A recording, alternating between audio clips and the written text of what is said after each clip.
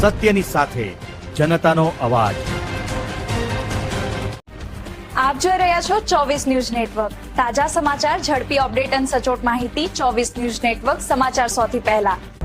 તાપી એલસીબીએ વીજવાયર ચોરીનો ભેદ ઉકેલ્યો, 3 આરોપીઓ ઝડપાયા। તાપી જિલ્લા લોકલ ક્રાઇમ બ્રાન્ચ અને પેરોલ ફ્લો સ્કોડે ડોરબણ પોલીસ સ્ટેશન વિસ્તારમાં થયેલી સરકારી વીજવાયરની ચોરીના ગુનાનો ભેદ ઉકેલી 3 આરોપીઓને ઝડપી પાડ્યા છે। પોલીસે તેમની પાસેથી જ વીજવાયરો સહિત કુલ 3,33,955નો મુદ્દામાલ કબજે કર્યો છે, જ્યારે ગુનામાં સંડોવાયેલા અન્ય 3 આરોપીઓની શોધખોળ હાથ ધરવામાં આવી છે। પોલીસ તપાસમાં બહાર આવ્યું છે કે આરોપીઓ વીજ વિભાગના કોન્ટ્રાક્ટ હેઠળ જૂના વીજ વાયરો ઉતારી નવા વાયર લગાવવાનું કામ કરતા હતા। દરમિયાન વિશ્વાસનો ભંગ કરી વીજ થાંભલાઓ પરથી અંદાજે 400 કિલોગ્રામ એલ્યુમિનિયમ વાયર, જેની કિંમત આશરે 3.40 લાખ થાય છે, તેની ચોરી કરી હતી।